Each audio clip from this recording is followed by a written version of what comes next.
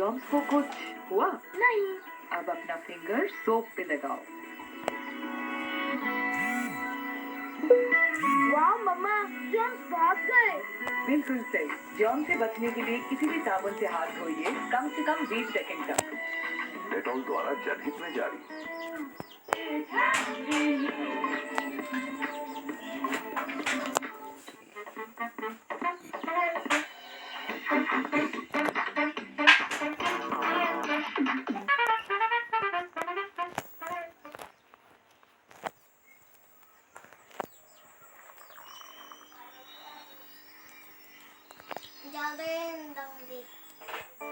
एक सुंदरपुर नाम के गांव में एक सिद्ध साधु रहा करता था।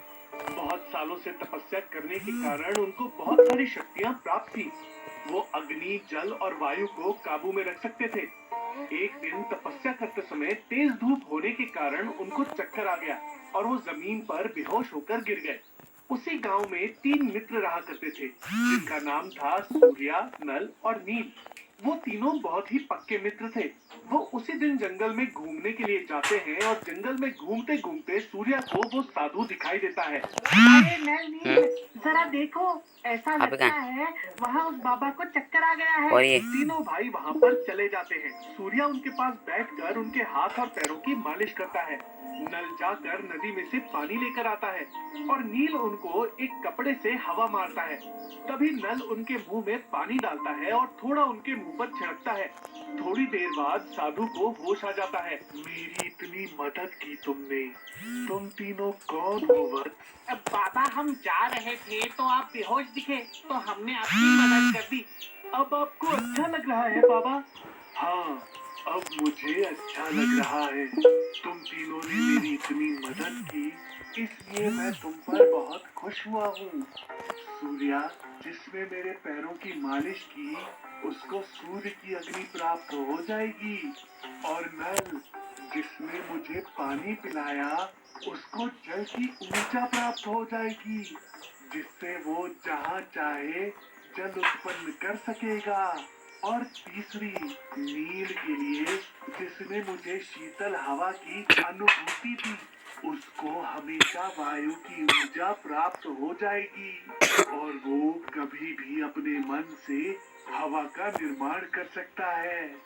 ऐसी तीनों शक्तियाँ मैं तुम तीनों को देता हूँ, मगर इन शक्तियों का कभी भी गलत इस्तेमाल नहीं करना। साधु को प्रणाम करके वहाँ से चले जाते हैं। जाते जाते उनके मन में एक सवाल आता है। अगर ये सब शक्तियाँ सच में हमारे पास हैं, तो हमें इसका सही तरीके से इस्तेमाल करते आना चाहिए, नहीं दोस्तों? हाँ, तुम्हारा विचार तो सही है। चलो आजमा कर देखते हैं। हाँ, चलो। अब सूर्या अपनी शक्ति से बोलता है, सामने वाला पेड़ जल जाए। वो पेड़ बुझ जाए। तभी उस पेड़ पर बारिश होनी शुरू हो जाती है और वो एक दूसरे की ओर देखते रह जाते हैं और बहुत खुश हो जाते हैं। वो हिरण हवा में उड़ जाए। उसके कहते ही वो जंगल का हिरण हवा में उड़ने लगता है। ये सब देखकर तीनों बहुत खुश हो जाते हैं और खुशी खुशी घर लौट जाते हैं।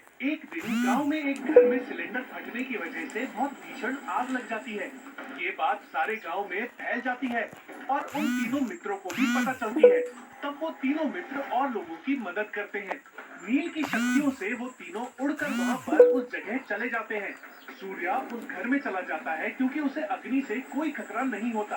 वो अटके हुए लोगों को निकालने घर में अंदर चले जाते हैं और नल सूर्या के साथ जाकर उस घर में लगी हुई आग बुझाने के लिए साथ में चला जाता है। मैं उस घर में फंसे हुए लोगों को निकालता हूँ, तुम उस घर में लगी हुई आग को बुझा दो, जिससे मुझे उस घर के सदस्यों को निकालने के लिए सहायता होगी। हाँ, चलो जल्दी। हाँ, चलो। नल वहाँ जाकर अपने हाथ से पानी की वर्षा करने लगता है। सूर्या घर के सारे सदस्यों को घर से बाहर निकालता है और वो सब बाहर आ जाते हैं। सच में तुम तीनों बहुत ही शानदार और मदद करने वाले लोग हो। तुम्हारा बहुत बहुत धन्यवाद। ऐसा कहकर सारे लोग उनकी प्रशंसा करने लगते हैं और फिर वो तीनों वहाँ से चले जाते हैं और गांव में अपना अपना काम करने लगते हैं। इस बात की चर्चा चारों ओर फैल जाती है। और उनके गांव में उनके किए हुए काम को नवाजने के लिए कलेक्टर साहब एक कार्यक्रम आयोजित करवाते हैं। तभी कलेक्टर साहब वहां पर आकर सबके सामने सूर्या, नल और नील का सत्कार करते हैं। ये स्त्री रत्न हमारे लिए बहुत अनमोल है। हमें इनकी दी गई शक्तियों का आदर करना चाहिए। इन्होंने हमारे गांव की बहुत सहायता की है, इसलिए हम इन्हें सम्मानित करेंगे। कलेक्टर साहब उन तीनों को हार और शॉल देकर सत्कार करते हैं और ये सब देख सूर्या, नल और नील फूले नहीं समाते और वो अपनी शक्तियों का सही तरीके से इस्तेमाल करने लगते हैं और हमेशा लोगों की सेवा करते हैं।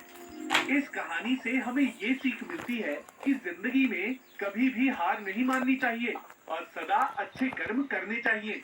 किसी के बारे में बुरा नहीं सोचना चाहिए। कर भला तो हो भला।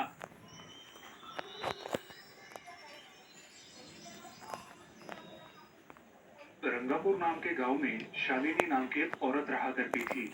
उसे 2 बेटियां थी। एक का नाम था शिवानी और दूसरी का सुहानी। शिवानी जब छोटी थी तब उसकी माँ गुजर गई थी, जिसके कारण उसके पिता रघु ने दूसरी शादी कर ली। मगर उनका भी कुछ सालों में बीमारी की वजह से देहांत हो गया और इसी वजह से शिवानी के मन में उसकी माँ और बहन के प्रति प्रेम उत्पन्न नहीं हो पाया। शिवानी और सुहानी में हमेशा झगड़ा हुआ करता था। दोनों भी बहनें एक दूसरे से कभी प्यार से बात नहीं करती थी। शालिनी ये सब देख बड़ी चिंता में रहा करती थी। ऐसे ही एक दिन शिवानी, सुहानी, चलो आ जाओ, खाना खा लो। हाँ माँ, आई। हाँ माँ, मैं भी आई। ऐसा कहकर दोनों बेटियां वहाँ आ जाती है। माँ, तुमने ये हलवा मेरे लिए बनाया है, मुझे बहुत पसंद है। मुझे पता है कि मेरी दोनों बेटियों को हलवा कितना पसंद है, इसीलिए तो मैंने तुम दोनों के लिए हलवा बनाया है। और मेरे लिए माँ? अरे हाँ बेटी, मैंने तुम्हारे लिए भी बनाया है। चलो अब जल्दी से खा लो, तुम दोनों को कॉलेज भी तो जाना है ना? जी माँ, मैं ये कटोरी ले लूँ, मुझे जल्दी पहुँचना है कॉलेज में। हाँ ले लो। और सुहानी, तुम ये वाली कटोरी ले लो। जी माँ। दोनों भी हलवा खाती है और एक दूसरे की ओर बहुत गुस्से से देखकर वहाँ से चली जाती है। वो दोनों भी कॉलेज में एक साथ पढ़ा करती थी। फर्क सिर्फ इतना था कि शिवानी 3rd ईयर में थी और सुहानी 1st ईयर में।